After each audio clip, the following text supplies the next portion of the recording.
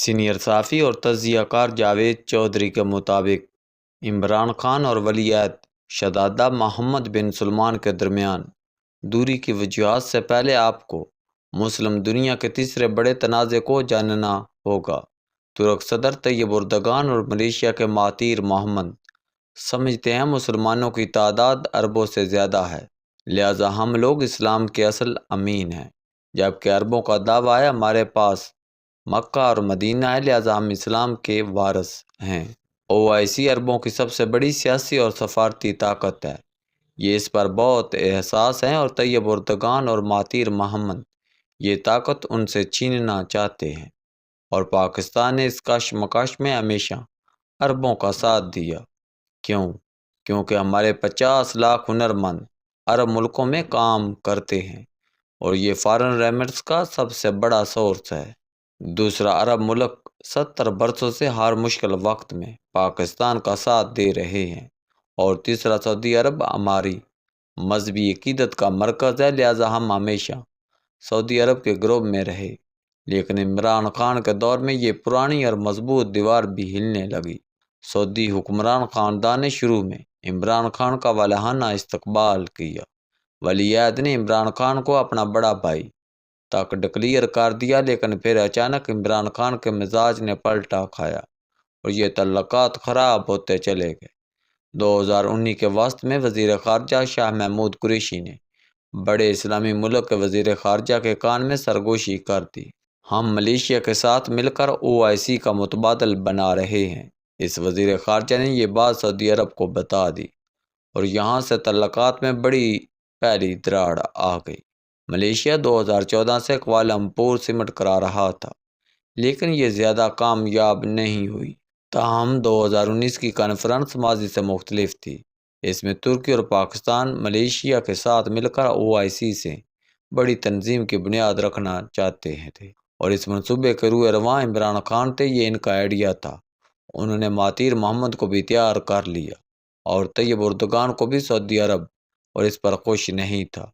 19 دسمبر 2019 کو کوالالمپور سمٹ تھی۔ سعودی عرب چاہتا تھا پاکستان اس میں شرکت نہ کرے، عمران خان پیچھے ہٹنے کے لیے تیار نہیں تھے، اور یوں تعلقات تقریباً خاتمے تک پہنچ گئے۔ ٹینشن کے اس دور میں وزیر اعظم کے معاون خصوصی حافظ طاہر اشرفی نے اہم کردار ادا کیا۔ یہ سعودی شاہی خاندان کے بہت قریب ہے۔ اسٹیبلشمنٹ نے انہیں درمیان میں ڈالا، اور انہوں نے بڑی مشکل سے ولی عہد کو عمران خان سے ملاقات کے لیے راضی کیا۔ وزیر اعظم سے پہلے جنرل فیض حمید اور شاہ محمود قریشی ریاض گئے۔ سعودی وزیر خارجہ نے شاہ محمود قریشی کو بہت ٹف ٹائم دیا، تاہم جنرل فیض کی میٹنگ تھوڑی سی کامیاب رہی۔ قصہ مختصر، وزیر اعظم 14 دسمبر 2019 کو کوالالمپور سمٹ سے 5 دن پہلے ایک دن کے لیے ریاض پہنچے۔ یہ رٹز کارٹر ہوٹل میں ٹھہرے ہوئے تھے۔ ملاقات کا وقت دن 1:30 بجے تھا۔ وزیر اعظم ہوٹل میں بیٹھے رہے، لیکن ولی عہد نے عمران خان کو نہیں بلایا۔ یہ رویہ ماضی سے بالکل مختلف تھا۔ ایک وقت تھا جب کراؤن پرنس وزیر اعظم کو ایئرپورٹ پر ریسیو کرتے تھے اور خود ڈرائیو کر کے واپس ایئرپورٹ چھوڑتے تھے، اور ایک وقت یہ آ گیا جب ہمارے وزیر اعظم ہوٹل میں بیٹھ کر انتظار کر رہے ہیں، اور کراؤن پرنس شیڈول میٹنگ کے لیے بھی تیار نہیں ہے۔ 3-3.5 گھنٹے گزر گئے، لیکن دوسری طرف سے انتظار کریں کا پیغام آتا رہا۔ عمران خان ہے، لہٰذا انہوں نے ہوٹل کے ریستوران میں کھانے کی میز پر کراؤن پرنس کے خلاف تقریر شروع کر دی۔ ان کا کہنا تھا، میں نے اگر ان سے پیسے نہ لینے ہوتے تو میں کر دیتا۔ ہوٹل کا سٹاف صرف ہوٹل کا سٹاف نہیں تھا، لہٰذا یہ گفتگو دوسری طرف پہنچ گئی۔ قصہ مزید مختصر، وزیر اعظم کے سٹاف نے آرمی چیف سے رابطہ کیا، انہیں درمیان میں ڈالا گیا، اور یوں جنرل باجوہ کی کال کے بعد ولی عہد شام 6:30 بجے وزیر اعظم سے ملاقات کے لیے ہوٹل آئے۔ میٹنگ میں فیصلہ ہوا پاکستان کا کوئی وفد کوالالمپور سمٹ میں شرکت نہیں کرے گا۔ ملاقات ختم ہو گئی، وزیر اعظم ایئرپورٹ کے لیے روانہ ہوئے تو انہوں نے جہاز پر سوار ہونے سے پہلے سیکرٹری خارجہ کی سربراہی میں وفد کوالالمپور بھجوانے کی ہدایت دے دی۔ یہ ہدایت بھی سعودی حکام تک پہنچ گئی۔ وزیر اعظم ابھی فضا میں تھے کہ اسلام آباد اور راولپنڈی میں فون آ گیا۔ آپ نے آدھا گھنٹہ میں وعدہ توڑ دیا۔ سعودی عرب کو یقین دلایا گیا، ہم وعدہ پورا کریں گے، اور یوں پاکستان نے ملیشیا سے معذرت کا لی، یہ معاملہ سٹیل ہو گیا، لیکن چند دنوں میں دو نئے کٹے کھل گئے۔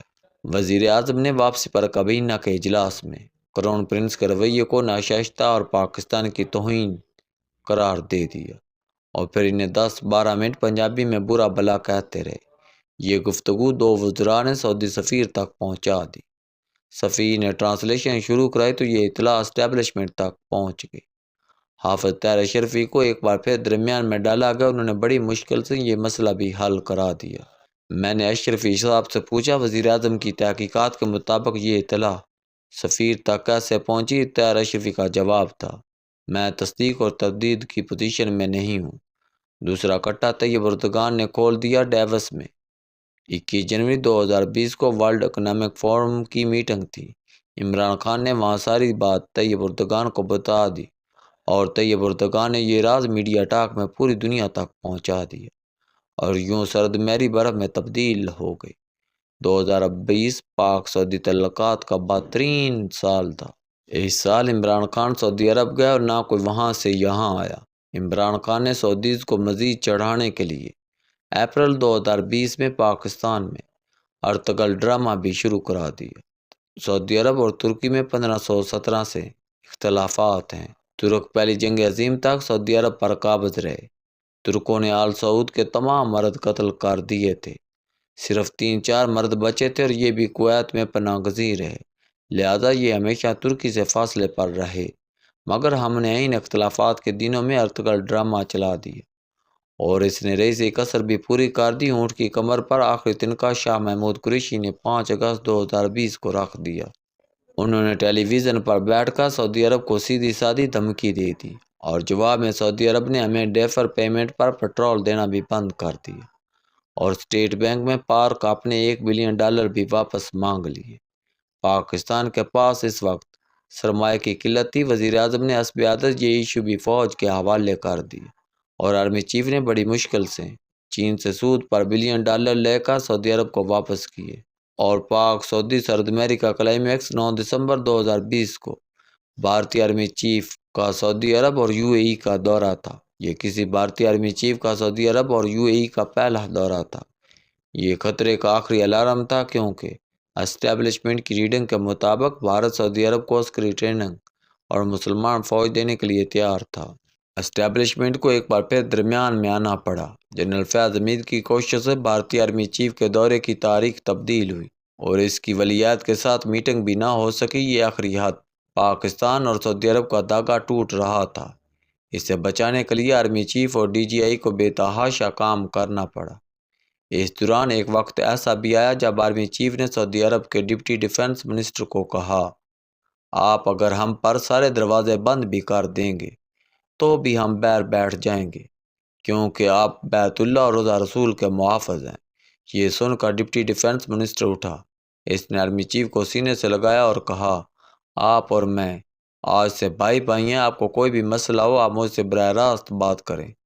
ایک طرف سعودی عرب کو منانے کی کوششیں جاری تھی، اور دوسری طرف 3 مارچ 2021 کو جب ٹیلی ویژن پر یوسف رضا گیلانی کے جیتنے اور حکومتی امیدوار حفیظ شیخ کے ہارنے کی خبر چل رہی تھی، اس وقت عمران خان نے اپنے دفتر میں 4 لوگوں کے سامنے کہہ دیا، کیا تختہ نہیں الٹا جا سکتا؟ وزیر اعظم کے سامنے ایک ایسا شخص بھی بیٹھا تھا جو تعلقات کی بحالی کی خوشخبری سنانے آیا تھا۔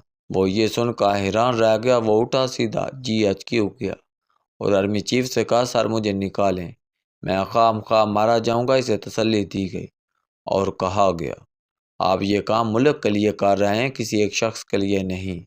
بہرحال قصہ مختصر، 2021 کے رمضان میں کراؤن پرنس اور عمران خان کے درمیان پہلا ٹیلی فونک رابطہ ہوا۔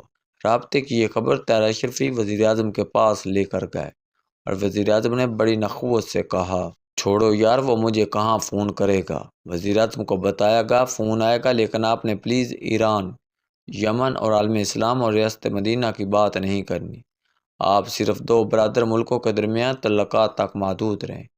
یہ ہدایت وزیر اعظم کے سٹاف کو بھی دی گئی۔ انہیں کہا گیا وزیر اعظم اس کے علاوہ ایک لفظ نہیں بولیں گے۔